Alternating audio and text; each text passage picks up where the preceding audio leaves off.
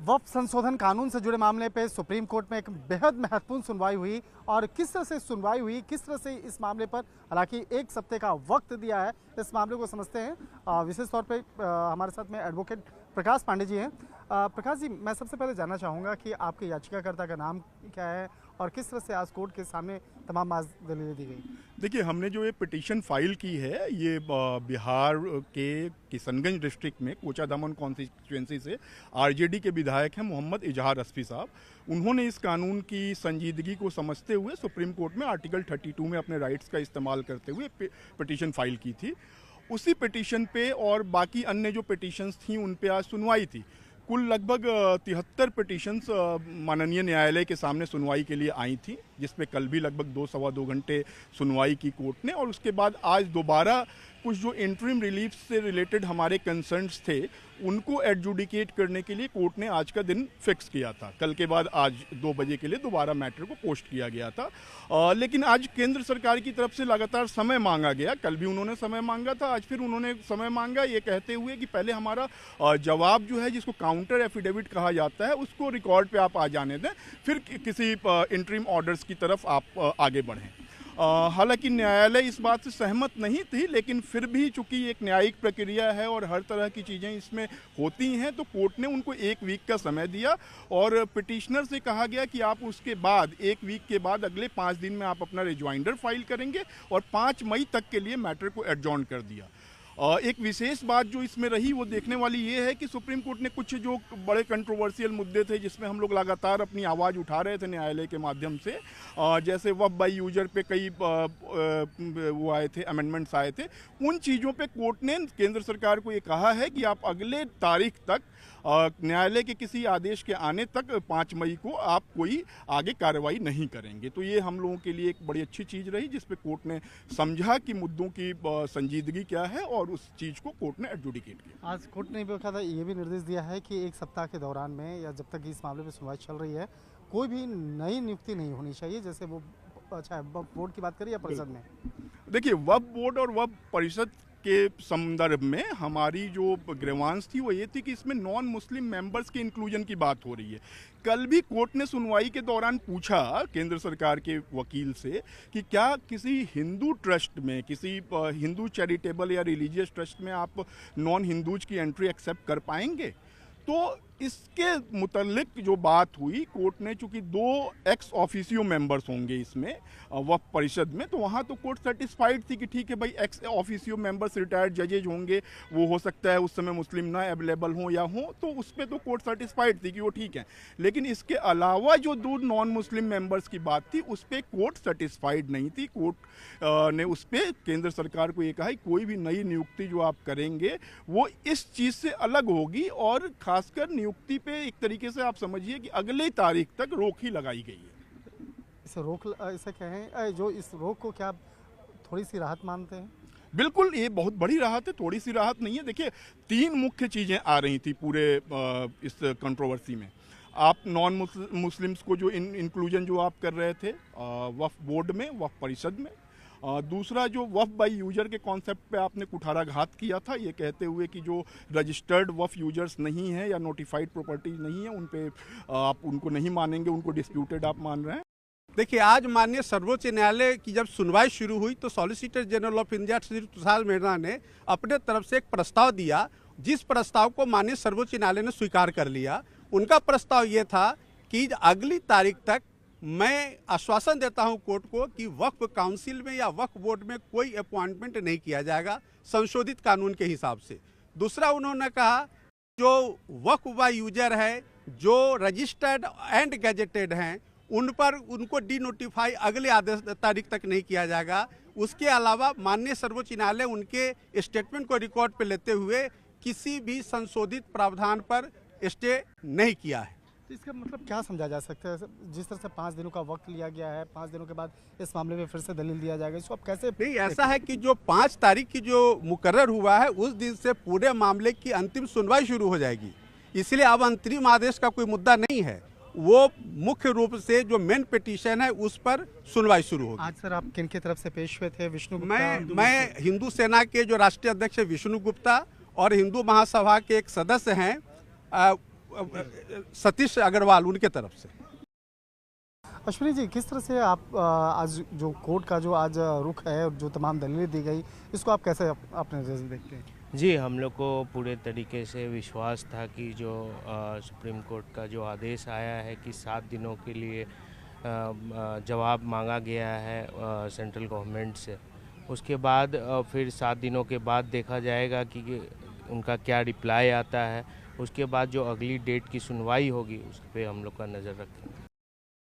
नहीं, अभी तक जो हुआ है वो पिटिशनर्स के फेवर में ही हुआ है, तो इसलिए वो उस पर सहमत हैं। अगर मान लीजिए कोई चीज़ पिटिशनर के फेवर में नहीं है तो कोर्ट पिटिशनर या रिस्पोंडेंट के आधार पर नहीं रन करती है, कोर्ट जस्टिस के आधार पर रन करती है। इसलिए कोर्ट ने जो किया उसका हम स्वागत करते हैं। सो मेरा ये कहना है कि इस समय बहुत ऐसे हालात से माइनॉरिटी खासतौर पर सिख और मुस्लिम गुजर रहा है, जिस हालात से 75वां साल है कॉन्स्टिट्यूशन का। अगर ये कॉन्स्टिट्यूशन प्रोटेक्ट नहीं कर सकेगा और सुप्रीम कोर्ट भी इसमें आकर आगे नहीं बढ़ेगी तो क्या हालात बनेंगे जो 1984 के बाद हुए, तो क्या उसी हालात से देश को गुजारा जाए? अभी जो कोर्ट ने स्टे लगा दिया है 7 दिनों का, मैं समझता हूं कि ये बहुत बड़ा कदम है। मैं उनका शुक्रगुजार हूं। सुप्रीम कोर्ट ने कम से कम कोई इंटरफीयर तो किया है, कोई ये तो बात कही है ताकि माइनॉरिटी से हमारे जैसे आदमी को फील हुआ कि कहीं ना कहीं तो हमें न्याय और इंसाफ मिल सकता है। तो मैं समझता हूँ, मैं शुक्रिया अदा करता हूँ जो भी उनका इंटरफेरेंस था। मैं सरकार को भी अपील करता हूँ कि सरकार को ये कानून इमीडिएटली वापस लेना चाहिए ताकि सरकार के खिलाफ ऐसे एप्रीहेंशंस क्रिएट ना हो। ये देश के लिए खतरा है और देश के लिए मुसीबतों का कारण बनेगा। अकेली माइनॉरिटी 3% माइनॉरिटी थी सिख को, आप 50 साल उसको नहीं कर सके। आज 20% आबादी को सामने लाके आप क्या करना चाहते हैं? इस देश को क्या बनाना चाहते हैं? आज पंचायत से लेकर पंचायत मेंबर से लेकर पार्लियामेंट तक आपने रिजर्वेशन। मैं एक बात और बार बार कहता हूं कि 543 सीट है, उसमें 131 रजिस्टर्ड हो गए SC और ST की हैं, तो इसका मतलब रिजर्व सीट आपने अपनी जेब में डाल दी। तो फिर 412 में से 273 कोई दूसरी पार्टी कैसे जीत सकती? इसका मतलब आपने हालात ऐसे बना दिए ताकि कोई भी आदमी इलेक्शन में प्रोसेस में आ ही ना सके। तो मेरा ये कहना है कि इस रास्ते को बंद करना चाहिए। मैं दोबारा से सुप्रीम कोर्ट का बहुत शुक्रिया अदा करता हूं जिन्होंने इसमें इंटरफियर किया। मैं शुक्रिया अदा करता हूं। राहत इस मुद्दे पे दी है कि जो अपॉइंटमेंट होने थे, जो नए अमेंडमेंट एक्ट में है कि नॉन मुस्लिम्स का अपॉइंटमेंट होगा, ये होगा, उस पर पूरी तरह स्टे है वक्फ काउंसिल और वक्फ बोर्ड्स में। दूसरी साथ ही साथ वक्फ बाय यूज़र, रजिस्टर्ड और नोटिफाइड वक्फ पे भी उनके कैरेक्टर को नहीं बदला जा सकता है। तो हमारे हिसाब से सब्सटैंटिव ना सही, लेकिन एक एक्सटेंट तक ये हमारी जीत है, क्योंकि मैंने पहले भी कहा कि कॉन्स्टिट्यूशनल चैलेंजेस में स्टे होना बहुत मुश्किल है, बहुत रेयर है, और हम इसको अपनी एक तरह से जीत की तरह लेते हैं इसको। तो मामले में सरकार की तरफ से SG तुषार मेहता पेश हुए, उन्होंने कोर्ट को क्या एश्योरेंस दिया, क्या उनकी दलील? देखिए, जो स्टे दिया है वो उन्हीं के एश्योरेंस पे दिया गया। साथ ही साथ उन्होंने ये भी कहा है कि वो 1 हफ्ते में हलफनामा दाखिल कर देंगे, वो और वक्त नहीं लेंगे। तो उन्होंने बेसिकली आज वक्त मांगा और उनको वक्त दिया गया। साथ ही साथ वक्त देते हुए उन चीज़ों पे जो हमारे सबसे बड़े डर थे उसको दूर करने के लिए कोर्ट ने एक इंटरिम ऑर्डर, एक स्टे दिया है। तो मामले की अगली सुनवाई सर कब होनी है? 5 तारीख के बाद। एक छोटा सा इंग्लिश में। हाँ, ठीक है। So what relief has been granted by Supreme Court to the Muslim petitioners in Waqf Board matter, sir? The Honorable Supreme Court has been very kind to grant us a stay on the appointment of all of the members of the Waqf Board and the Waqf Council. Along with the court has stayed any change in the character of Waqf by user, Waqf notified or registered. So what was the assurance given by SG Tushar Mehta? What he said before the court? The stay has been given on an assurance provided by the Solicitor General himself. He has further given assurance that he will be filing the response affidavit within 1 week, and he will not seek any extension of time on that. Joint Parliamentary Committee, was hearing these objections from the general public as well as from the members themselves. They were of the opinion that the certain provisions in the Waqf Amendment Act were draconian in nature, and it goes, against the fundamental rights that has been, saved under the Constitution, including the property rights. So, but despite the objections by the members and despite what the other peoples have said before the JPC, a contrary report has been tabled before the Parliament, and this bill, you all watched how overnight and early morning this bill was passed and it became an act. The bill, there was no tearing hurry even to have the session during nights, both in Lok Sabha and Rajya Sabha. This has been brought, and there was no great hurry at all.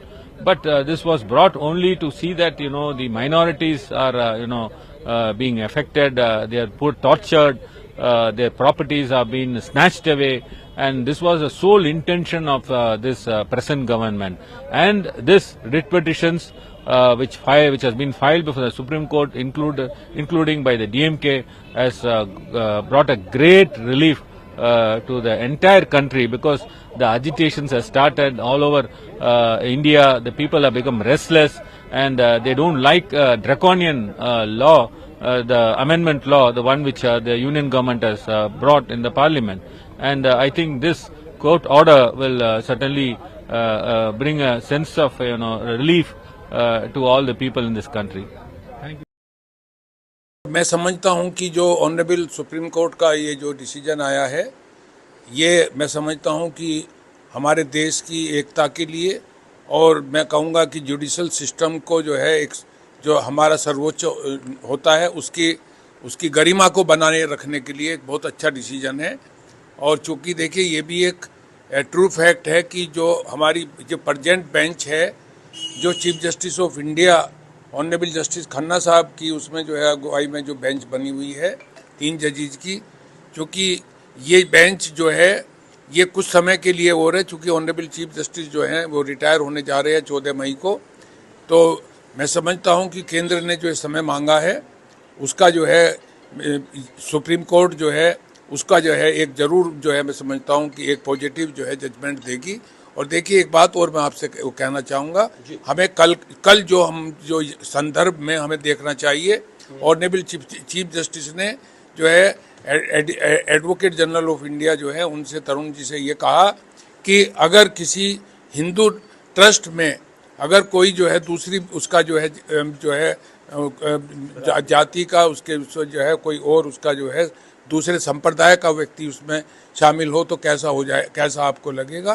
तो मैं कहता हूँ, मेरा एक अपना मानना है कि हिंदुस्तान जो है हम लोगों का हिंदुस्तान है, और इसमें सब जो है सब एकता के साथ रहें।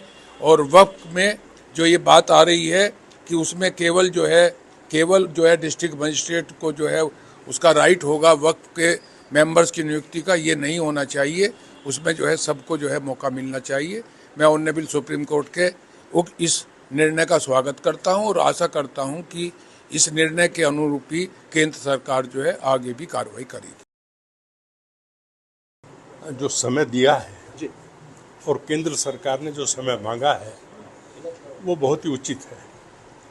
आगे भी अगर समय की आवश्यकता पड़ती है तो सुप्रीम कोर्ट को देना चाहिए, क्योंकि इस वक्फ के मामले को रिलीजन से जो जोड़ा जा रहा है ये निहायत गलत है। वक्फ की संपत्ति को कैसे मैनेज किया जाए और इसका मिसमैनेजमेंट किस तरह से प्रभावित कर रहा था मुस्लिम समाज को, उसके मैनेजमेंट को लेकर के ये एक्ट बना है। उसका सही मैनेजमेंट हो, उसकी संपत्ति का सही से इस्तेमाल हो, उससे होने वाले लाभ गरीब मुसलमानों को मिलें। इस काम के लिए ये वक्फ एक्ट में जो संशोधन हुआ है उस बात को लेकर के ध्यान में रखते हुए ये संशोधन हुआ है। तो मैं समझता हूँ इसमें सुप्रीम कोर्ट वही तय करेगी जो सही निर्णय होगा, मुझे पूरा भरोसा है। और इसमें जो रिलीजन को जोड़ा जा रहा है वो बहुत गलत है। हमारा नागरिक जो है हमारा वो सर्वोपरि है। इसमें हमें ये देखना है कि आम नागरिक का बेनिफिट कैसे होगा। तो सर्वोच्च न्यायालय भी उसी आम नागरिक के हिसाब से सोच रही है, और केंद्र सरकार ने अगर कहीं वक्फ प्रॉपर्टीज का दुरुपयोग को रोकने के लिए किया है तो वो भी आम नागरिक के हिसाब से कर रही है कि ये कुछ लोगों के हाथ का खिलौना ना बने। तो जो भी होगा इसमें दूध का दूध और पानी का पानी होगा। अभी जो एक सप्ताह का समय मिला है, न्यायालय भी इसमें जो क्योंकि सुप्रीम है और लोकसभा भी हमारी क्योंकि कानून बनाने का एक सुप्रीम वो है, तो उन्होंने भी बड़े डिस्कशन के बाद इसको किया होगा। जो भी रिजल्ट निकलेगा वो आम नागरिक के हिसाब से। जो केंद्र सरकार ने ये वक्त कानून वो जो बनाया है और उसमें जो भी निर्णय लिया है वो सराहनीय है, और आगे सुप्रीम कोर्ट ने उसी बात को देखते हुए जो है कोई मतलब जो है पहले जिस तरह से कानून बना है उसी तरह से लागू रहेगा। कोई उसमें स्टे या कोई उस पर रोक नहीं लगाई है। 1 हफ्ते का समय दिया है और 5 तारीख में जो सुनवाई होगी उसमें सुप्रीम कोर्ट और जो न्यायाधीश उसमें वो होंगे वो उचित निर्णय लेंगे, और उसी हिसाब से केंद्र सरकार ने बहुत सोच समझ के इसमें जो है संशोधन करके जो है वो किया है वह उचित है।